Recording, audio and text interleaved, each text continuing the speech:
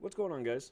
IronBusiness01 here with Discount Gaming, and I wanted to do a video of the top 15 games that I thought kind of set the industry standard. You know, games that everybody should know, that most people will know, and games that a lot of us grew up with.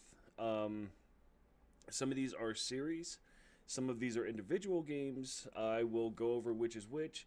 As usual, these are in no specific order. They're not ranked or anything. It's just kind of a list as a whole. I know that I've been doing a lot of list videos here lately. I plan on doing other ones. I have a big one kind of in the works right now. I just need to find the proper person to do the video with, or people even. So without further ado, guys, don't forget to hit the like and subscribe button down below. Don't forget to hit the bell notification so that you know every time we put out something new. And let's get into it. Alrighty, guys, up first we have The Legend of Zelda. This one specifically is the Ocarina of Time. I feel like everybody, and their grandmothers, their grandfathers, mothers, daughters, nieces, nephews, uncles, cousins, whatever, everybody should know this game. If not for one reason or another. Whether it's the game itself, the music, the events that happened in the game, everything about this game was absolutely phenomenal. And the best part is that it's not just this specific game. The Legend of Zelda games, I feel, have really set the industry standard as far as like ARPGs go, action adventure games, what have you, RPG games even, because there was so much to all of these games. Originally it was more RPG-ish, and then you started getting into, you know, ARPGs, and then you started getting into your action adventures, and there have been some spin-offs when it comes to the Legend of Zelda universe, but for the most part they've always been true kind of to their roots. You know, we had A Link to the Past for the Super Nintendo, and it just grew from there. And when the 64 came out, we got the Ocarina of Time, and I feel like that's a game that just lives in the hearts of so many people. Even if you're not an RPG fan, it was an RPG that didn't feel like an RPG. Like, you grew attached to the characters. Everybody has great memories. They've got annoying memories. The music in and of itself was incredible. So this is definitely a great one to start this list off with. Alrighty, guys, up next we have Teenage Mutant Ninja Turtles 4, Turtles in Time. I played so much of this game growing up. You know, I played it on the arcade. I played it on the Super Nintendo. Myself and one of my brothers actually sat down after we were in adulthood, and we beat this game. It's just a game that will forever live on in so many people's hearts. For me at least, it really set like what a side-scroller beat-em-up game should have as just default traits. You know, you had the 4-player multiplayer aspect, you had great level design, you had great enemy design, fantastic bosses, just amazing memories all the way around. And I feel like if you're going to put out a side-scrolling beat-em-up game, like, you should look at this game and then aspire to at least be half as good as this game. Because no doubt this game was the tits, by far. Alright, number 3 on our list is Time Crisis. I never played this one on the console. I only played it in the arcades. Surprisingly, there are still a ton of arcades, even small ones like in supermarkets or bowling alleys or what have you, that still have this game, and it's still absolutely amazing.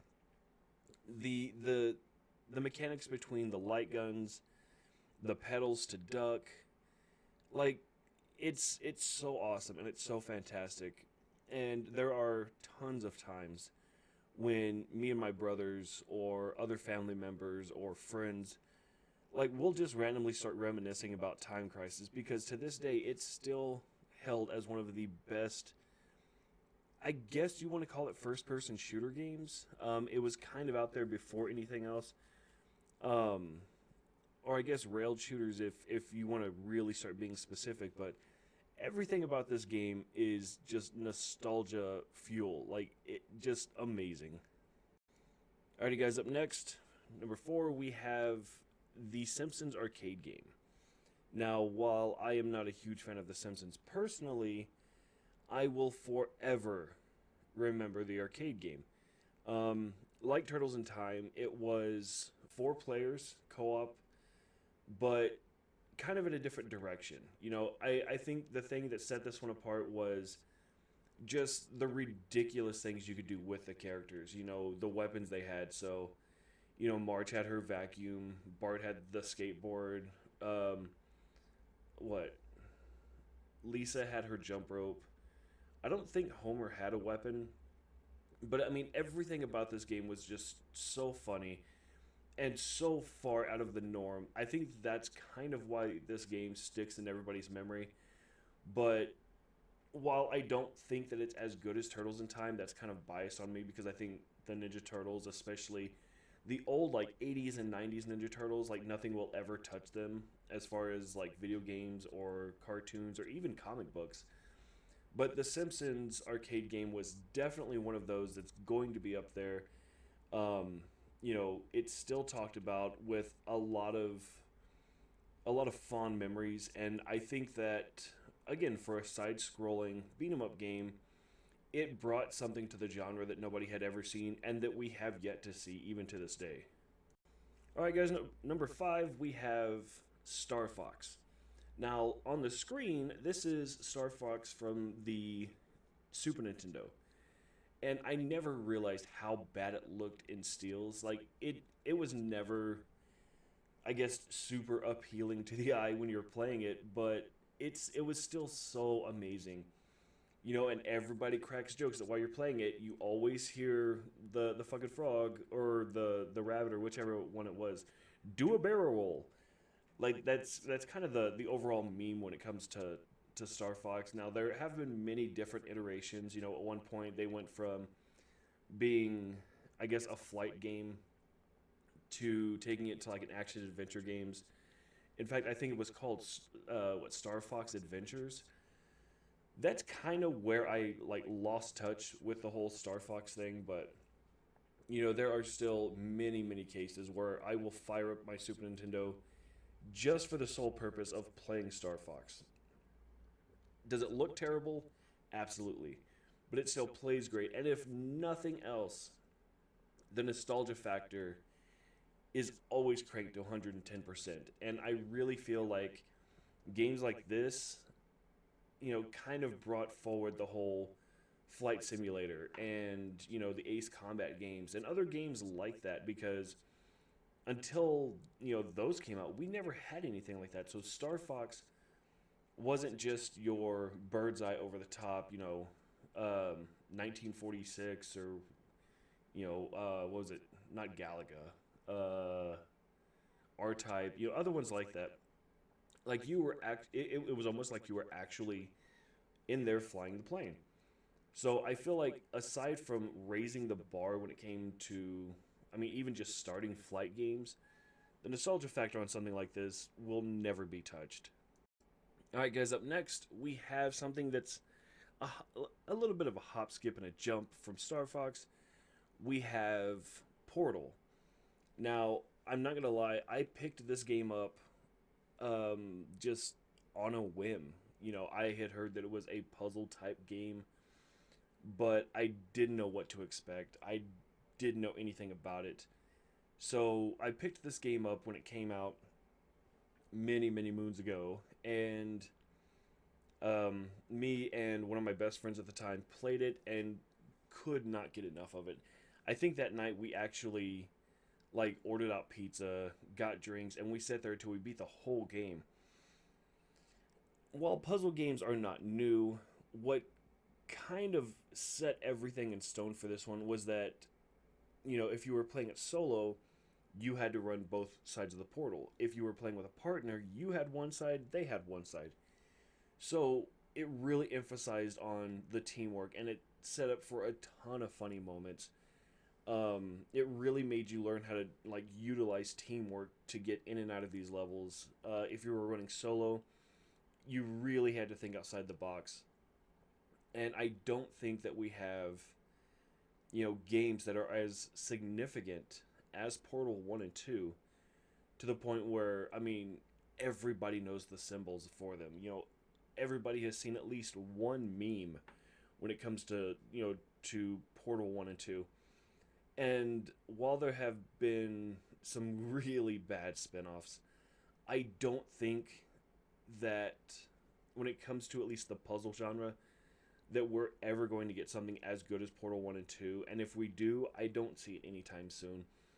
So the fact that these came out on the 360 will forever lock them in place as, at least for me, as being one of the most memorable games, of that time. Alright, up on number 7, we have Ninja Gaiden series. Now, originally, Ninja Gaiden was released on the Nintendo, and it was hard as shit. I think out of all the times I've played it, I've only beaten the first one time. I didn't beat any of the other original ones on the Nintendo, but I was super, super excited when they announced Ninja Gaiden coming out for the original Xbox. So I was there day one, picked it up, took it home, popped that bad son of a bitch in, and I instantly regretted my life. This game was so incredible, and it looked so good, and it was so much fun to play. But some of the encounters and some of the bosses made me so pissed off because I couldn't beat it. So it was really one of those games where you had to learn timing, you had to learn your encounters, you had to learn your attacks. But for me, and for a lot of other people that I know, the Ninja Gaiden trilogy, well, I guess it became more than a trilogy because you had like Sigma and all those other ones. But this, for me and my friends, was Dark Souls before Dark Souls. And I don't think that, that we're going to get a game that, or at least not from the Ninja Gaiden series, unless somehow we get lucky somewhere, that's going to have graphics that smooth with that kind of action. Like, just everything about those games was so incredible, and it's still incredible. Like, if you pop one in now, it still looks absolutely fantastic, and it's still absolutely going to piss you off, but it's so much fun to play. And everybody that has ever played it will definitely remember this game. You're definitely going to know, the bosses and who sucked the worst to fight against and everything like that. And the fact that it was kind of pseudo tied into the Dead or Alive series just made it that much better. Alright guys, up next, what list would be complete when it comes to nostalgia and setting the bar for games if NFL Blitz was not on there? This game absolutely took the world by storm. While I personally am not a huge fan of sports games, I played the fuck out of this game. And not for the football. I mean, come on. Nobody played this because they enjoyed football. They played it because they wanted to beat the shit out of each other. That's exactly what a lot of people did. So this game, was so much fun, and it was so funny. And, then later down the line, on the PlayStation 2, they released another one called, what was it? I believe NFL Blitz the League? Or NFL Blitz Pro, something like that. But it was like legitimate football, and you could still kick the shit out of each other, but it was in smaller increments, like at very specific times. That one I played a ton of. Like, I played a lot of. Myself and one of my best friends, we would play that every chance we got. And we didn't like sports games. But there is one other sports game on this list that I can guarantee you, if you don't like sports games, you still played the shit out of it. And that would be this game. Everybody knows this game. Everybody, I guarantee you. A lot of people played it on the arcade. A lot of people played it on the Sega Genesis, on the Super Nintendo, and it didn't matter what you played it on. This game was so over the top, and it was so much fun to play. It was never who was going to beat who. Everything about this game was how absolutely and utterly fucking ridiculous can you get your slam dunks to be. And what made it better? What threw it over the top? Just when nobody thought it could go any higher over the top was the fact that you could add codes into it to get like Bill Clinton, fucking Mortal Kombat characters, comic book characters. Like there were so many character codes, and they were each just as fucking ridiculous as the last one. So this game kicked wow factor into a whole nother level that people didn't even know existed. And unfortunately, the re-release many later on wasn't nearly as fun, but the original NBA Jam, guys, will forever live on in everybody's memory. I guarantee it. Alright, guys, next on the list, we have Super Mario 64. Now, I am a firm believer that Mario as a whole franchise has not only set the bar when it comes to platforming games, but has, I guess, redefined what a platforming game should and could be. You know, Mario started off way back in the day on the NES, and not only has it stayed strong this entire time, but it's still going strong, and they're still making more games. In fact, recently, I believe for the Switch, they re-released Super Mario 64, and I promise you, if I had a Switch, I would have bought that shit in a fucking heartbeat. Because Super Mario 64 was one of the first 64 games that I ever beat, and I still remember how to beat this game. The only game that I cherish so much more than Super Mario 64 was Super Mario Sunshine. And let's be real, nothing's ever going to touch those games. Ever. Alrighty, guys, on this one we have not only a specific game, but a franchise. Which would be the God of War franchise. When this one hit, I believe on the PlayStation 2, if I'm correct, if I am. If not, guys, let me know in the comments below. I might be off, but the God of War franchise really took players, you know, by the balls and just kind of drug them through this adventure. Nobody had seen a character this angry. Nobody had seen a character this badass. Nobody had seen, you know, a character that was this rage-filled to the point where, like, you actually went and killed the gods, you know. The fact that we had something like that, and it was no holds barred. Like, this guy didn't hold back.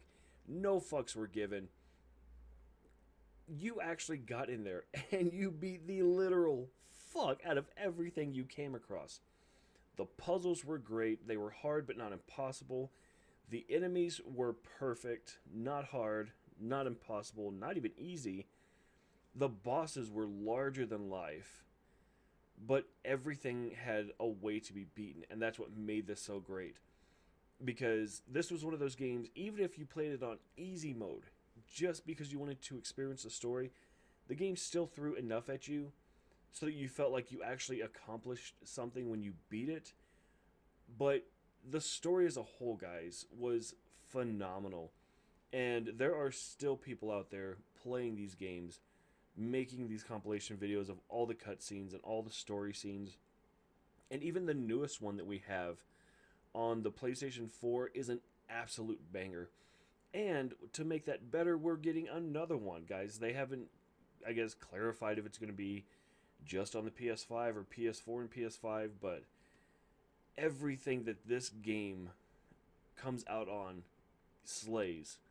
You know, every time this game comes out, it's always nothing short of just an absolute perfect gem, ready to kick any kind of god that comes in its way right in the testicles to the point where their cheeks look like a chipmunk, guys. You don't mess with Kratos, and you definitely don't mess with this franchise because everybody's played it and everybody loves it. Alright, guys, next on the list we have one I don't find as many people that have played this as I thought. So I guess this one is more for like me, but Fable. The original Xbox, the Xbox 360, you know, Fables 1, 2, and 3, loved them. Absolutely loved them. There were mechanics that were created in this game that I've seen, like, altered and taken to other games, but, you know, I know where they came from originally. You know, and the fact that you could really kind of move your character across the spectrum. Like, hey, if you did a lot of really good guy stuff, not only did you get certain perks with that, but you got a visual appearance change. Same if you did the opposite. If you were just a complete douchebag and you went around flipping people off and kicking chickens and just doing all the bad shit you could do, there was a visual appearance for that too. And for both of those, like, not only was it a visual appearance, but you got more options when it came to certain things. Even when you walked into town, if you were a good guy, people would crowd around you. If you were a bad guy, they would run screaming.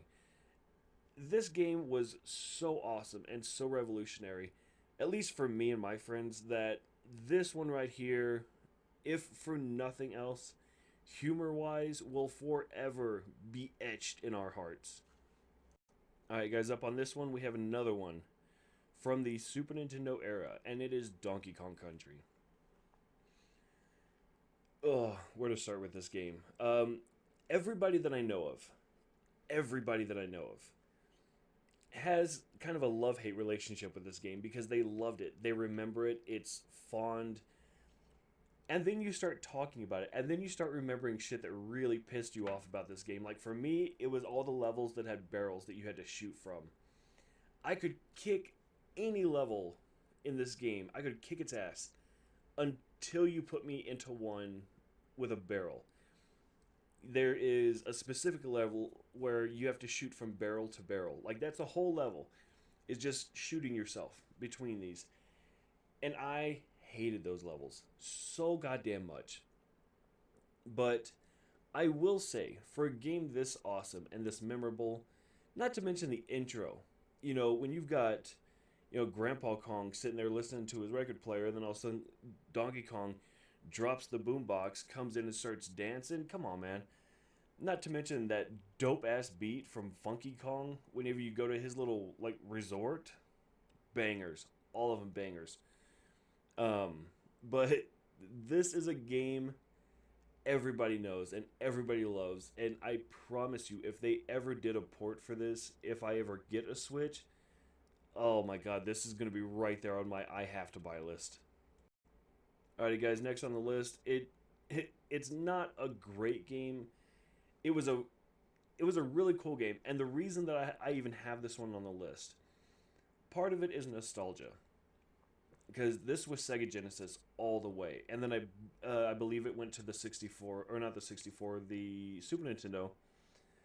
But what made this game awesome was that you were literally playing across comic book panels, and you know that had never been done before. It had never been seen before. And the fact that that's what you were doing just made this game so much better. And the stage transitions was you actually moving across the comic book, page panels. That just added that kind of holy shit factor to it. Like, it was so cool to see. Like, you wanted to beat a level just to watch your character transition to the next panel. So again, not one of the greatest games in the world. It wasn't bad by any means. It was difficult, but everything else about this game was so awesome, and it had been done for the first time, and so well at that, that I'm never gonna forget this game ever. Alrighty, guys, and last but not least on this list, we have Chrono Trigger. Now, there are tons of memories that I have about this game. This was one of the first like major hardcore RPGs that I had ever played. Never knew what to expect, but a friend of mine at the time, and I mean, granted, we were all little kids, said that it was awesome, so I decided to give it a shot, and I could not put this game down. Everything from the startup screen when you're watching the pendulum swing back and forth to the effects of the warps, to the music, to the characters. Everything about this game was nothing short of just platinum. It was incredible. So when it got re-released on the PlayStation 1, I bought that shit first chance I got. I still have my Super Nintendo copy of it, and I still play it from time to time. And it's so awesome seeing how this game has gone from just another Super Nintendo cartridge to being one of the most loved and most well-known RPGs ever. So I had to put this one on the list, and I love talking to people that have not only played this game but beat it and gotten the multiple endings. Just the nostalgia factors through the roof. All right, guys, and there we have it. 15 games that, in my opinion, will never be touched. I think that all of these games have not only set the bar for the industry that we have now, but have left so many, lasting impressions and memories, both good and frustrating and bad even, that I don't think that there's anything, at least not in our modern day, that's ever going to touch these games. I think that game devs should look back at these games and take more things from them. I don't mean like plagiarize. I'm like, hey, let's just fucking rip that out and throw that in there. This is not all of the games by far. I have at least another like 15 or 20 games just off the top of my head that I think will forever set the bar when it comes to games, at least for me. I think that there are other games out there that have done such a phenomenal job in the genre that they're in that whenever I play a game in that genre, I I can't help but look back and be like, oh well, they did this good, but they did it better, you know. So guys, let me know if you want me to do the second part to the video. I would absolutely love to. As usual, guys, don't forget to hit the like and subscribe button down below. Hit the little bell so that you know every time we drop something new. I am IronBusiness01. This has been Discount Gaming. And as always, guys, be good humans. We'll see y'all next time.